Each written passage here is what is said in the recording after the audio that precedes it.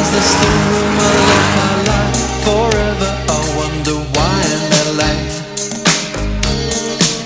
to live and die in LA.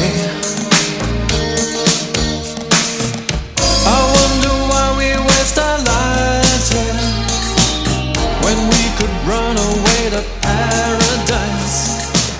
But I am held in some invisible vice, and I can't get away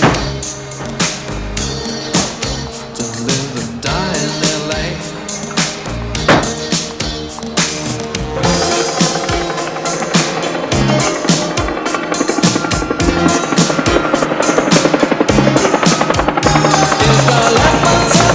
I believe that in both spirit and substance, our tax system has come to be un-American.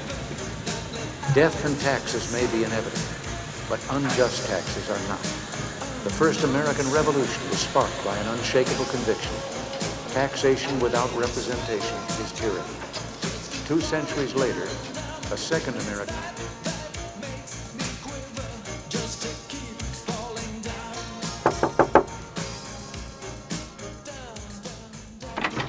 You're pushed.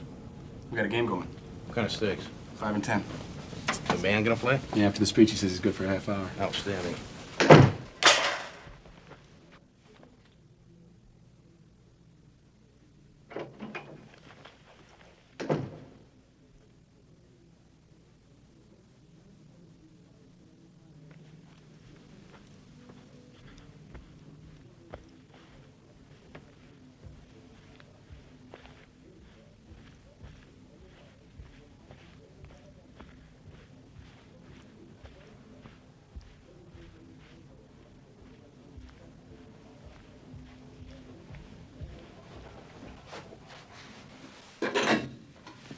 Post 3, I got a shake.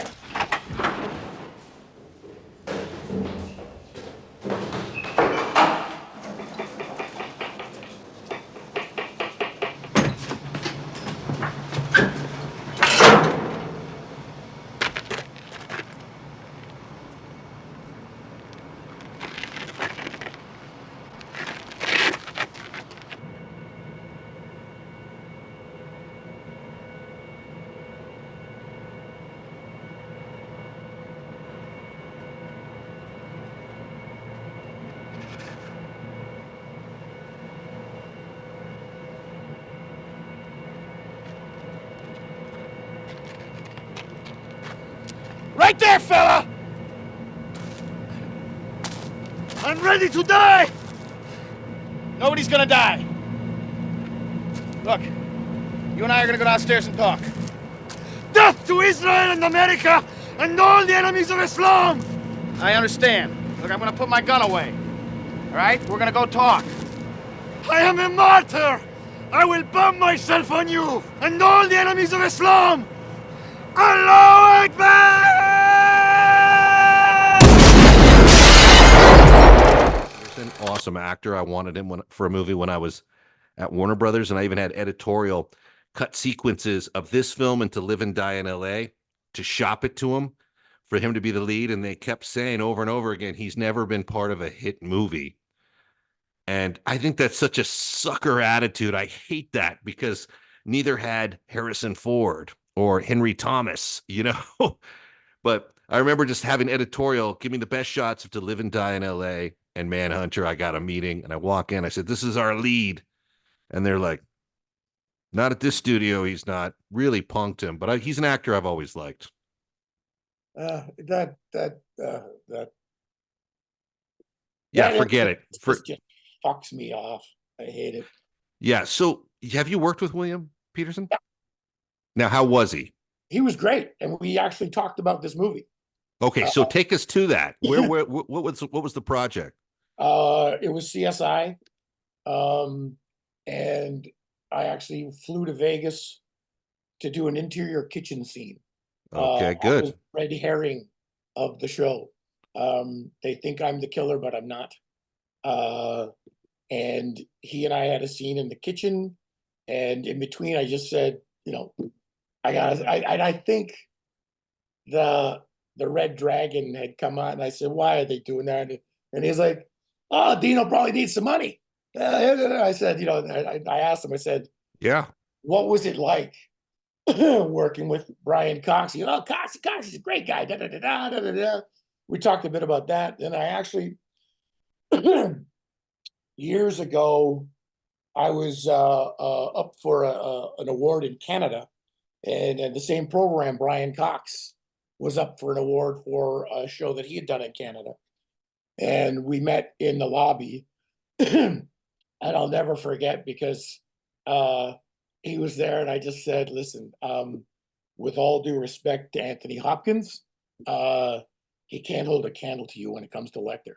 Oof, I said buddy. the choices for Lecter were incredible. And I just like, I spoke for about 4 minutes about just how much, to the point where he actually turned to his assistant or the person that was with him, kind of like, are you catching this? Like this is really nice to hear, kind of See, thing. I was about to say it was 4 minutes before security came to get you, but actually it's nice to hear he enjoyed you talking him up, because not everybody does, but that's cool that he was responsive, because he is great in the movie. He's fantastic in this. Oh, to me, and maybe I might have even told him this, because it was one of those things where that was the first time I saw him, and his presence, everything about it.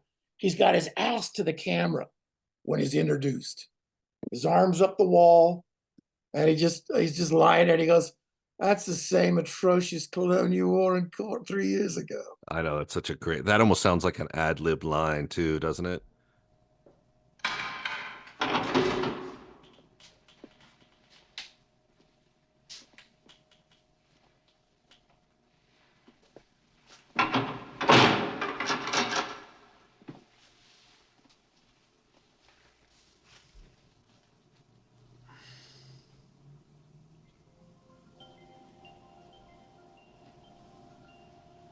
That's the same atrocious aftershave you wore in court 3 years ago.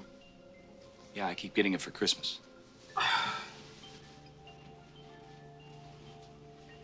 Did you get my card? I got it, thank you. And how is Officer Stewart? The one who was first to see my basement. Stuart's fine. Emotional problems, I hear. Do you have any problems, Will? No. No, of course you don't. I'm glad you came. My callers are mostly clinical psychologists from Cornfield University somewhere. Second-raters, the lot. Dr. Bloom showed me your article on surgical addiction in the Journal of Clinical Psychiatry. And? Very interesting, even to a layman. I want you to help me, Dr. Lecter. Yes. I thought so. It's about Atlanta and Birmingham. Yes? You read about it? In the papers. I don't tear out the articles. I wouldn't want them to think I was dwelling on anything morbid. You want to know how he's choosing them, don't you? I thought you might have some ideas. Why should I tell you? You get to see the file on this case. And there's another reason. Pray tell. Thought you might be curious to see if you're smarter than the person I'm looking for. Then by implication, you think you're smarter than me since you caught me. No. I know that I'm not smarter than you. Then how did you catch me, Will? You had disadvantages. What disadvantages? You're insane. Well, then he says a little later, he goes, "That cologne you're wearing, it's something a child would pick out as a ship on the bottle." It's like, and then he goes, "Dream, Will. Dream much, Will." Hey, I'm Alex from Quiet Riot. I'm Dizzy from Guns N' Roses. I'm Johnny from Typo Negative. I'm Mike from Wasp. Help us cure NMOSD and with it, cancer. Go to Guthrie Jackson Foundation And donate now. today.